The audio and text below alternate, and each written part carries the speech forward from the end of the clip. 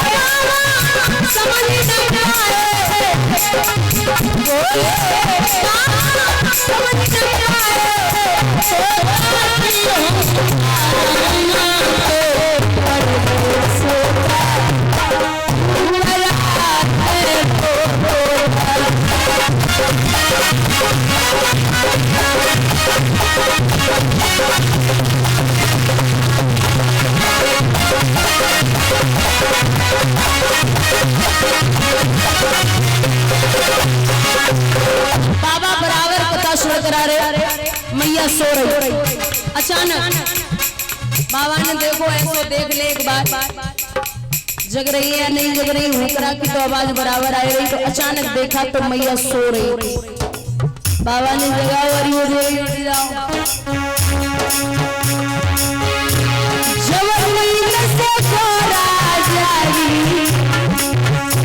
अफसोस हुआ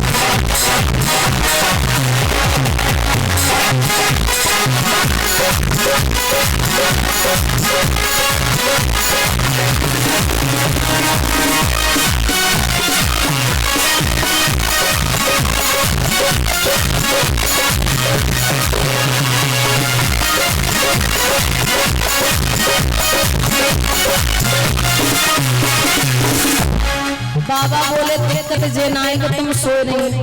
बोले फिर क्या दिक्कत है? बोले दिक्कत जे है कि तुम तो सो रही लेकिन ये हूं की आवाज कहां से आ रही है?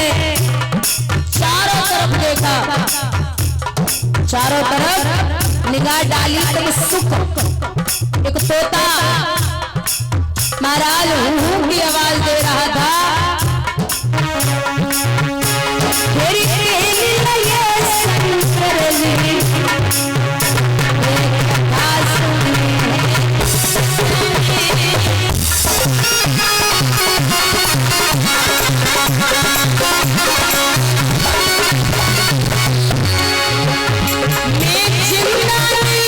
छोड़ो या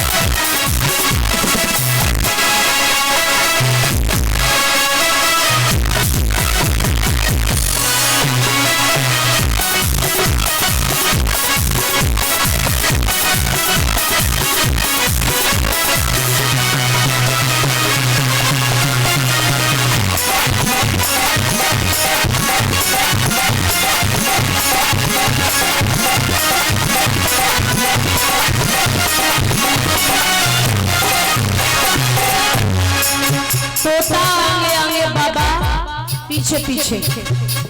बाबा बोले कहां तक जाएगा, मैं पीछे ही करूंगा। अब उड़ते उड़ते ब्यासी की पत्नी अटे पे खड़ी थी, अचानक जमाई आई, तोता हवा के रूप में पेट में प्रवेश कर गया। उड़ते उड़ते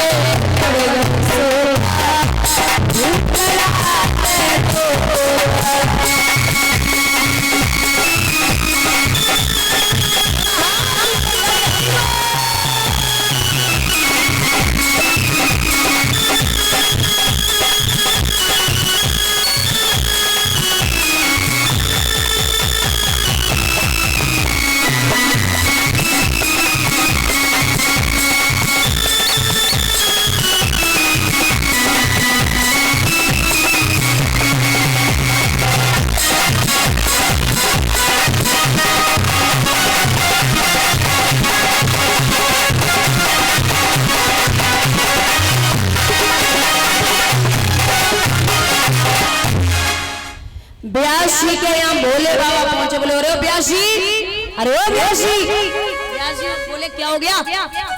बोले हमारे यहाँ से चोर चोरी करके आया है। ब्यासी मन ही मन में बोले इतने बड़े धनवान कबते है जो डकैती पच जावे, खावे को तो घर पे दाने ना है, हम सुन जी और कहवे को चले आए कि डकैती पर गई, चोर आओ। अरे ऐसा कौन सा चोर है जो तुम्हारे घर से सोना लूट के आएगा? अरे ब्यासी की बात सुन के वो बोले ऐसे वैसे चोर ना है। फिर उसने बहुत अमूल्य मान चीज चुराई है। क्या चीज है? अमर कथा। अमर कथा की चोरी कैसे हो गई? अरे बोले वो अब बैठा रहा और बात सुनता रहा, की आवाज आती रही और तुम्हारी पत्नी के पेट में आके प्रवेश हो गया। अब महाराज ये ऐसे संभव नहीं है, चोर गर्भ में है। तो बोले 9 महीने 9 दिन के बाद बाहर आएगा, मैं इधर ही बैठा हूं। अब पेट में सुख है, विचार करता है कि 9 महीना तो बहुत छोटी सी बात है, 9 सालों बाहर ना आए, बैठे रहो। महाराज 9 महीने तो छोड़ो, 9 साल है वे सुखदेव जी बाहर ना आए। 10, 11, 12 साल के बाद बाहर आए और आकर के सीता बन के लिए चले गए। एक कहावत है कि जो बन गए सो बन गए, जो बन गए सो, समझ गए हो? जो बन गए सो बन गए, फिर वो बिगड़ने वाले नहीं है। सीधे जंगल की तरफ दौड़े, ब्यासी पीछे पीछे। अरे बेटा, अरे पुत्र, मैं कहाँ जाऊं, क्या करूं बेटा? पशु पक्षी जीव जंतु कहने लगे ये कितनी बार आपका बेटा हुआ, आप कितनी बार इसके पिता हुए, आप व्यर्थ रोदन कर रहे हो, रोना बंद करिए।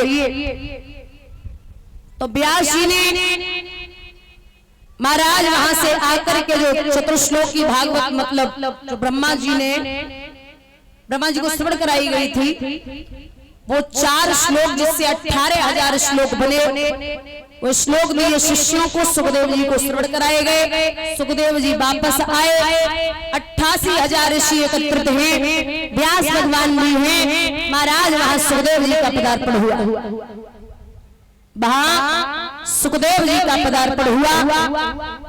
आप एक बात याद रखना, वक्ता या विद्वान आपसे उम्र में चाहे छोटा हो या बड़ा हो, लेकिन आपको उसे झुक के प्रणाम करना पड़ेगा।